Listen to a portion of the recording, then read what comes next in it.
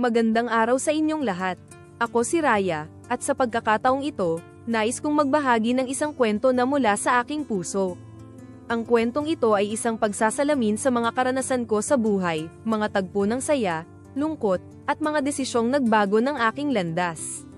Bawat hakbang ko sa buhay ay may natutunan akong aral, at inaasahan ko na sa inyong pakikinig, may matutunan din kayo. Kaya, samahan ninyo ako sa isang paglalakbay na puno ng mga kwento at mga makulay na alaala. Hindi ko alam kung paano ako magsisimula. Sa totoo lang, hanggang ngayon, nanginginig pa rin ang kamay ko habang sinusulat ko to. Kasi paano mo ipapaliwanag na ikaw yung pananggakwan, pero hindi ikaw yung pinili? 4 na taon kaming magkasama ni Eljo. Hindi perfect, pero mahal namin ang isa't isa. O akala ko lang pala ako lang ang nagmahal ng buo. Akala ko lang ako lang ang sumeryoso. Ang masakit dito, DJ, hindi lang basta siya umalis. Hindi lang basta siya naglaho. Ikinasal siya, sa iba, at ang pinakahayop na parte. Gabi bago ang kasal, tumawag siya sa akin. Pagsagot ko pa lang, halos maputo lang hininga ko. Hindi ko alam kung bakit siya tumatawag, pero may parte sa akin na umaasa. Siguro, akala ko aatras siya. Akala ko babawiin niya ang lahat, babalik siya sa akin. Ang tanga ko, no. Sabi niya, Raya, sana sa ibang buhay, ikaw yung pinili ko. Putya, parang may sumabog sa loob ko nung sinabi niya yun. Ilang segundo akong tahimik, hindi ko alam kung iiyak ako, magsisigaw, o tatawa sa kabobohan ko. Hindi siya humingi ng tawad. Hindi niya man lang binanggit kung anong nangyari. Wala, basta sinabi lang niya yung linyang yun. Tapos tahimik kami. Alam mo, DJ, mas masakit pa yung ganong klase ng katahimikan kaysa sa sigawan. Kasi ramdam mong may nararamdaman pa siya, pero hindi sapat para piliin ka. Hinintay ko pa ring magsalita siya, kahit paulit-ulit na akong sumisigaw sa loob ng utak ko na tama na, tama na. Pero wala na, hanggang sa bigla niyang binaba yung tawag. Walang goodbye, walang paliwanag. At doon ko lang na-realize, yung proposal niya sa akin noon. Puro salita lang pala, puro pangako na wala namang balak to pa rin. Ginawa lang yata akong rehearsal. Ako yung nagsanay sa kanya kung paano magmahal para sa ibang babae. Ang dami kong tanong, pero hanggang ngayon, isa lang yung hindi ko matanggap. Bakit kailangan pa niya akong tawagan? Para saan yun? Closure ba yun? O gusto lang niyang iparamdam sa akin na kahit pa may kasal na siya bukas, ako pa rin yung iniisip niya kagabi. At kung ako pa rin yung iniisip niya, bakit hindi ako yung pinakasalan? Ang bilis ng mga pangyayari, pero hanggang ngayon, sariwa pa rin sa akin yung unang beses na nagtagpo kami ni Eljo. Hindi siya yung tipo ko, hindi siya yung matangkad, tisoy, o yung tipong mapapastok mo agad sa social media.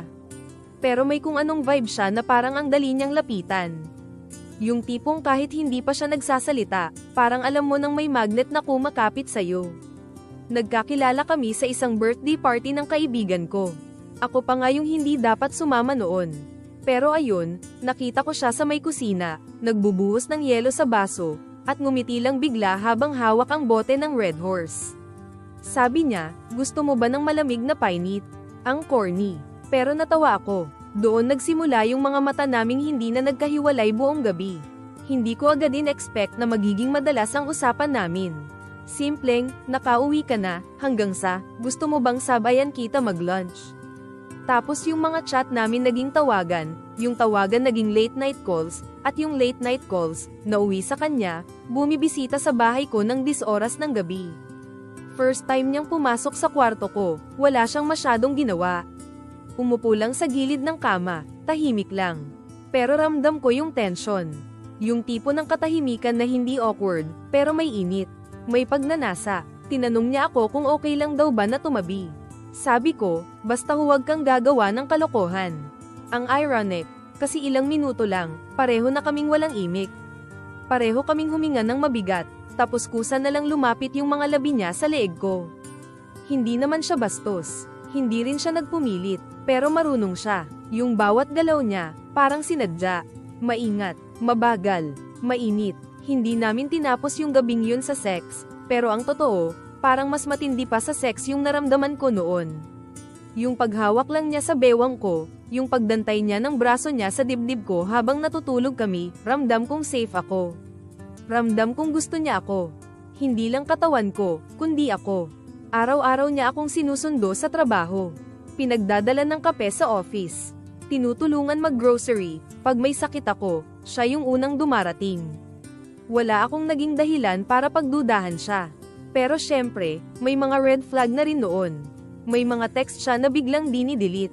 May mga gabi na bigla siyang nagiging unavailable. Pero kasi, mas malakas yung kilig kaysa duda. Mas malakas yung dila niya sa pandinig ko kaysa sa gut feel ko. Pinili kong maniwala. Pinili kong mahalin siya. Sa simula pa lang pala, ako na yung talo. Hindi siya grand. Walang fireworks, walang mamahaling singsing, walang camera o audience na sumisigaw ng sana all. Pero sa loob ng kotse niya, habang binabayo ng ulan ang windshield at pinapainit kami ng maliit na aircon sa dashboard, doon niya sinabi. Doon niya sinabi na ako na raw yung gusto niyang makasama habang buhay. Simpleng gabi lang yun. Galing kaming Tagaytay, late na kami nakaalis kasi nagkulitan pa kami sa coffee shop na may fog sa labas. Pagka-uwi, sabi niya, sandali lang, huwag ka munang bumaba. Akala ko may nakalimutan lang siyang sabihin. Pero tahimik lang siya, nakatingin sa direksyon ng manibela habang pinipisil yung palad ko. Gusto kitang makasama habang buhay, mahina pero klarong-klaro yung sinabi niya. Akala ko joke lang. Sabi ko pa, ano ba, gutom ka lang. Pero seryoso yung mata niya, yung boses niya, yung hawak niya. Hindi ako perpekto, pero kung papayag ka, ikaw na. Parang natunaw yung paligid. Parang wala ng ulan, wala ng gabi, kami lang. Walang singsing, pero may yakap. Walang audience, pero may init. At noong hinailan niya ako papunta sa dibdib niya, ramdam ko kung gaano siya kabado, kung gaano siya kasigurado. At siguro, doon ako bumigay. Hindi namin pinlano, pero nangyari. Nagsimula sa halik, yung mabagal, maingat, parang inuulit niya yung tanong gamit ang labi niya. Ang sagot ko, yung kamay ko na dahan-daang humawak sa batok niya, habang humihigpit ang yakap namin. Sa loob ng masikip niyang kotse, parang lumawak ang mundo namin. Tila bawat dampi ng palad niya sa balat ko, parang may pangakong dala. Hindi bastos, hindi pilit, pero ramdam kong gusto niyang ipamulat sa akin na totoo siya, na seryoso siya. Bawat halik niya sa leeg ko, sa balikat ko, sa dibdib kong humihinga ng mabigat, para bang sinusumpaan niya ako sa paraan na alam niyang uubra. At ako, sa bawat ungol ko, sa bawat panginginig ng binti ko habang nakasandal sa passenger seat, parang sinasabi kong, oo. Hindi ko lang siya sinagot, ibinigay ko ang buong sarili ko sa kanya. Buo ang loob ko, buo ang tiwala. Kinabukasan, gising ko pa lang, may text na siya, tayo na talaga, ha? Huwag ka nang magduda, niyakap ko yung sarili ko. Akala ko, ito na yung fairy tale ko. Pero hindi ko alam, yung simpleng, tayo, na yun, magiging dahilan ng pinakamalaki kong pagkawasak. Noong una, akala ko pagod lang siya. Galing trabaho, traffic, may pinagdadaanan siguro. Kaya nung hindi na siya masyadong nagtitext ng, ingat, o, I love you, sabi ko, normal lang yun. Hindi naman lahat ng araw sweet, di ba? Pero habang tumatagal, dumami yung dahilan na ako mismo ang nag-iimbento. May gabi na dumating siyang amoy pabango na hindi akin. Yung pabango na matamis, yung tipong may halong jasmine at vanilla, alam mong pambabae. Sabi niya, baka sa taxi lang yan. Tumango ako, pero yung dibdib ko, parang binuhusan ng malamig na tubig. At kahit gusto kong maniwala, alam kong hindi ako ganun katanga, pero pinili kong maging bulag. Naging mas madalas yung mga palate niyang uwi. Hindi na rin siya mahilig humalik, yung dating halik na may diin, may dila, may sabik, naging simpleng smack sa noo. At minsan, wala na talaga. Sabi ko sa sarili ko, baka may iniisip lang siya. Baka may problema sa trabaho. Baka ako yung dapat mag-adjust. Pero ang totoo, gabi-gabi akong naghihintay ng miss you. Gabi-gabi kong binabalikan yung mga gabing magkasama kami, yung mga katawan naming naglalaban sa ilalim ng kumot, yung init na sapat na para pawisan kami kahit aircon. Pero ngayon, ni isang dampi ng palad niya sa balakang ko, wala na. Isang gabi, naglamang ako. Umupo ako sa kandanggan niya, hinawakan ko leeg niya gaya ng dati. Pero hindi siya tumingin. Hindi siya humalik. Parang wala akong ginawa. Parang wala na akong init para sa kanya. At doon ko naramdaman, yung hindi lang malamig na ihip ng hangin, kundi yung lamig ng taong dati mong pinaiinit. Pero nanatili ako, inintindi ko, pinagbigyan ko, pinilit kong magpakaunawa, kasi akala ko, yun ang pagmamahal. Pero sa totoo lang, yun ang pagtatanga. Denial yung akala kong pagmamahal. Yung bawat text na hindi na niya sinasagot, sinasabi ko sa sarili ko, baka lobat. Yung mga gabing hindi siya makontak, baka tulog lang. Hanggang sa hindi ko na namalayang yung sarili ko na lang yung lumalaban. Ako na lang yung nag-aabot ng kamay, habang siya, unti-unting umaatres. Pero kahit masakit, kahit ramdam kong wala na, kumapit pa rin ako. Kasi minsan, kahit alam mong nasusunog ka na, hindi ka pa rin bumibitaw, kasi mainit pa rin, at akala mo, mahal mo pa rin. May nag-send sa akin ng message. Hindi siya nakasave sa contacts ko. Akala ko spam, pero may attachment, isang larawan ng wedding invitation. Eljo at Maris sa araw ng pag-iisang dibdib. Tumigil ang mundo ko. Parang binaril ako sa dibdib habang nakatayo sa gitna ng kalsada. Hindi ako yung bride.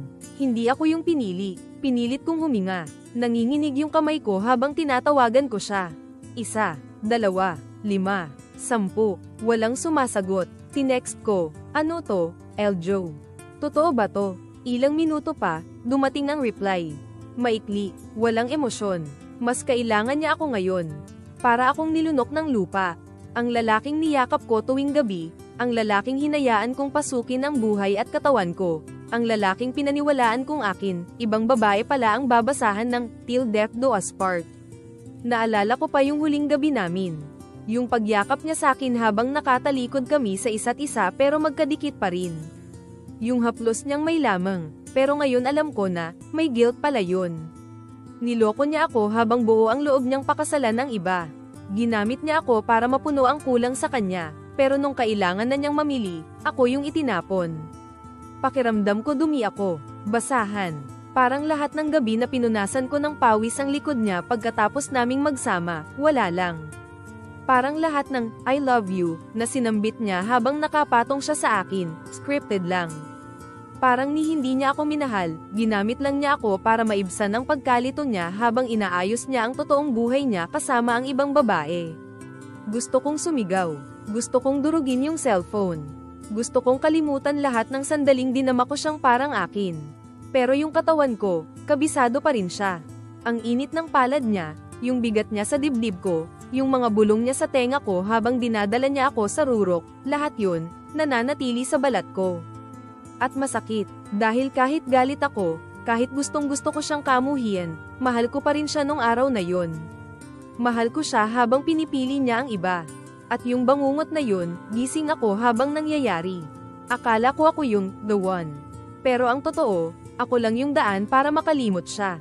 Hindi ko alam kung paano ko babangon, pero alam kong sa gabing yun, hindi lang puso ko ang naduraj, pati pagkatao ko. Tumawag siya. Akala ko magkakabaliktad ang mundo. Na baka nagising siya sa katotohanan. Na baka ako pa rin ang pipiliin niya. Pero hindi, walang fairy tale sa kwento ko. Mahal pa rin kita, pero kailangan ko siyang pakasalan. Wala akong nasagot, para akong nawalan ng tunog. Ang dami kong gustong sabihin pero wala ring silbi kahit anong salitang ilabas ko. Tinanggap ko na lang yung katahimikan bilang sagot ko. Naramdaman kong tumulo na lang yung luha ko habang hawak-hawak yung phone, habang pinakikinggan ko ang boses niyang malamig pero pamilyar. Umiyak ako, tahimik, wala nang sigaw, wala na ring galit, puro sakit na lang. Umabot sa puntong nakiusap ako. Hindi ko alam kung bakit. Alam ko namang tapos na. Pero kahit sa huli, tinangkang kong ipaglaban yung kahit anong natitira. Parang kaluluwa ko na lang ang kapit, kasi yung katawan ko, pagod na. Hindi ako natulog. Hindi ko kaya, yung kama ko, ang laki-laki. Pero wala akong lakas para gumalaw. Yung unan ko, basa na ng luha. Niyakap ko ang sarili ko, pilit na pinupuno yung espasyo na dati siya ang humahawak. Lasing ako sa sakit, wala akong ininom pero para akong umiikot sa loob ng kwarto. Ang bigat, ang hirap huminga. Gusto ko siyang murahin. Gusto ko siyang singhalin. Pero ang totoo, gusto ko pa rin siyang maramdaman. Ang kamay niya sa baywang ko. Yung dibdib niya sa likod ko tuwing madaling araw. Yung bibig niya sa leeg ko habang ibinubulong ang mga salitang, ngayon, alam kong kasinungalingan lang. Ang katawan ko, naghanap. Nakakaloko. Kasi kahit ilang beses niya akong sinaktan, hinahanap pa rin ng balat ko ang haplos niya. Kahit ilang beses niya akong pinilit tinalikuran, yung puso ko, umaasa pa rin na baka bumalik siya sa huling segundo. Kahit alam kong bukas, ibang babae na ang hahalikan niya sa altar. Tiningnan ko ang sarili ko sa salamin. Walang make-up, walang lakas, pero nandoon pa rin ako. Buo pa rin kahit wasak. At doon ko lang talaga napagtanto, minsan, kahit mahal mo pa, kailangan mong tanggapin na hindi ka niya pipiliin. At sa gabi bago siya ikasal, ako lang ang naiwan, nakatitig sa kisame, yakap-yakap ang sakit, at pilit tinuturo ang sarili kung paanong magpatawad, habang hindi pa ako handang kalimutan. Simula nung araw na yun, paulit-ulit kong tinatanong ang sarili ko, ako ba ang naging sobra? Ako ba ang umasa ng higit sa kaya niyang ibigay? Ako ba ang sumiksik sa eksenang hindi naman talaga para sa akin? Parang saling pusa lang pala ako sa kwento nila, isang karakter na biglang pumasok, tapos biglang pinatalsik. May gabi, sinubukan kong patunayan sa sarili kong kaya kong makalimot. May nakilala ako, mabait naman, maayos kausap, may itsura din. Sinabi ko sa sarili ko, baka ito na yung simula ng pagkalimot. Pumayag ako. Sa isang gabi, pinapasok ko siya sa espasyong dati kay Eljo lang. Mainit yung kamay niya, masigla ang mga mata, pumipintig ang katawan niya sa ibabaw ko. Pero alam mo kung ano ang mas malakas? Yung katahimikan sa loob ko. Hindi ko maramdaman. Wala akong naramdaman. Parang may eksenang nangyayari pero hindi ako parte noon. Hindi ko nahanap yung kilig. Hindi ko nahanap yung init. Hindi ko nahanap ako. Habang hinahalikan niya ang leeg ko, pinaikit ko ang mata ko at ang naiisip ko, si Eljo. Yung paraan niyang huminga habang nakapatong siya sa akin. Yung mahigpit niyang yakap pagkatapos. Yung bulong niya ng, ikaw lang sapat na. Kasi noon, ramdam ko, na ako lang, na ako yung mundo niya. Pero ngayon, hindi lang siya kinasal sa iba. Tinanggal din niya yung parte ng pagkatao ko na naniniwalang ako ay sapat. Hindi lang katawan niya ang namiss ko. Hindi lang yung sex, yung lamang, o yung mga huling gabi. Ang namiss ko talaga, yung pakiramdam na mahal ako. Yung pakiramdam na ako lang ang gusto niya. Na ako lang. Kaya habang humiga ako sa kama matapos yung walang saysay na gabi na yun, nakatalikod sa lalaking halos hindi ko maalala ang pangalan, tinanong ko ulit ang sarili ko. Ako ba talaga ang mali? Ako ba yung sumire sa sarili ko sa kakahabol sa taong hindi naman para sa akin? Ang sagot, wala pa rin. Pero ang alam ko lang, kahit ilang katawan pa ang dumaan, walang makakapalit sa pakiramdam na naging kanya ako. Buo, walang alinlangan. Kahit pa sa huli, hindi niya ako pinili. Huling beses ko siyang tiningnan sa chatbox. Yung huling scene niya sa message ko, parang latay na hindi nabubura. Pero ngayong gabi, binura ko na lahat. Chat history, contacts, photos, pati yung huling voicemail niya, yung boses niyang dati kong pantulugan, ngayon parang lason sa tenga ko. Binura ko, tinapos ko, kasi kung hindi ko uumpisahan, kailan pa? Matagal ko siyang pinili, kahit hindi ako ang pinili niya. Inuna ko siya kahit huli na ako sa buhay niya. Kaya ngayong wala na siya, wala na ring dahilan para isiksik pa ang sarili ko sa mga alaalang ako lang ang may hawak. Hindi na ako dumadalaw sa Facebook ng asawa niya. Hindi ko na iniisa-isa yung mga wedding photo nila. Hindi ko na kinukumpara ang sarili ko sa babaeng yun. Pero hindi ibig sabihin na okay na ako. Marami pa rin gabi nagising ako. Hindi dahil umaasa, kundi dahil nasanay akong may halik sa batok ko bago matulog. Marami pa rin umagang tahimik, kasi wala na yung good morning message niya. Pero bawat araw na pinipili kong huwag balikan, isang hakbang na rin palayo sa kanya, pabalik sa sarili ko. Na-realize ko, hindi ko lang siya hinayaan pumasok sa katawan ko, pinasok ko siya sa utak ko, sa puso ko, sa pagkatao ko. Hinayaan kong ang buong pagkababae ko umiikot sa init niya, sa titig niya, sa kung paano niya ako pinapangarap habang nakapatong sa akin. Kaya nung nawala siya, pakiramdam ko wala na rin ako. Pero hindi pala totoo yun. Kasi ngayon, kahit wala na siyang hawak sa katawan ko, unti-unti ko nang nararamdaman na akin ulit to. Yung bawat buntong hininga, hindi na para sa kanya. Para na sa akin. Para sa sarili kong katahimikan. Totoo pala, may init na kayang manggaling sa loob mo lang. Hindi dahil may humalik, kundi dahil marunong ka na ulit magdamit ng dignidad. Hindi dahil may yamakap, kundi dahil natuto ka ng humawak sa sarili mong sugat. At sa huli, ito lang ang tanong na naiwan sa akin, bakit yung iniwan, siya pa yung kailangang magpatawad? Siya pa yung kailangang maghilom.